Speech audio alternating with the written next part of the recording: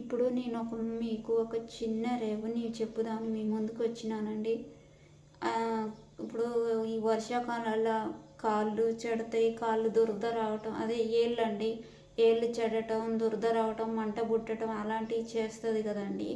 అలాంటి టైంలో మనం ఎన్ని మెడిసిన్ వాడినా, ఎంత ఆయిల్మెంట్ వాడినా, సైబాల్ వాడినా ఒకవేళ తగ్గలేదు కొంతమందికి అది పనిచేస్తుంది, కొంతమందికి పనిచేయదు కదండి. అలాంటప్పుడు మనం ఏం చేయాలంటే ఒక్క చిన్న నిమ్మకాయ సైజ్ అంత చింతపండు తీసుకుని ఒక గిన్నెలో నానేసి ఒక 10 నిమిషాలు అలా ఉంచినాక ఆ చింతపండు గుజ్జు ఉంటుంది కదండి, అది తీసి మనకు ఎక్కడెక్కడ చెడ్డయో ఏళ్ళు ఎక్కడెక్కడ దురద వస్తుందో అక్కడ రుద్దేసి ఒక అరగంట సేపు ఉన్నాం అనుకోండి, పొద్దుటికెల్లా తగ్గిపోతుందండి. కాకపోతే కాళ్ళు కొద్దిగా మంట పుడతాయి, ఆ మంటని తట్టుకుంటానన్న వాళ్ళు మాత్రమే అలా ట్రై చేయాలండి, లేకపోతే బాగా మంట పుట్టుద్ది.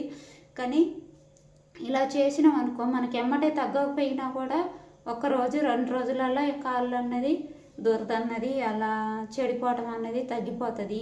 ఇలా అయితే మా అమ్మమ్మ ట్రై చేసేది. నేను కూడా మీకు తెలుసో లేదో, మీకు తెలుసుంటే పర్వాలేదు, తెలియకపోతే మీరు కూడా ఇలా ట్రై చేస్తారని నాకు తెలిసిన విషయాన్ని మీతో షేర్ చేసుకుందామని చేశానండి.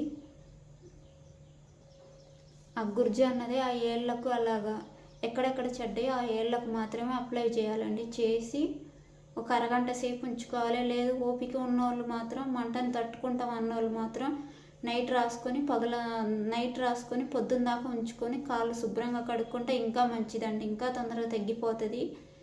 ఇలా అయితే మా చిన్నప్పుడు ఇలాగే ట్రై చేసేవాళ్ళం. ఇప్పటికి కూడా నా పిల్లలకైతే నేను ఇలాగే ట్రై చేస్తాను. ఎమ్మటే రిలీఫ్ అన్నది దొరికేది. అంటే ఎమ్మటే కాదు, ఒక 1 డే అన్న పట్టుద్ది. ఇలా మీరు కూడా ట్రై చేయండి. Thank you friends.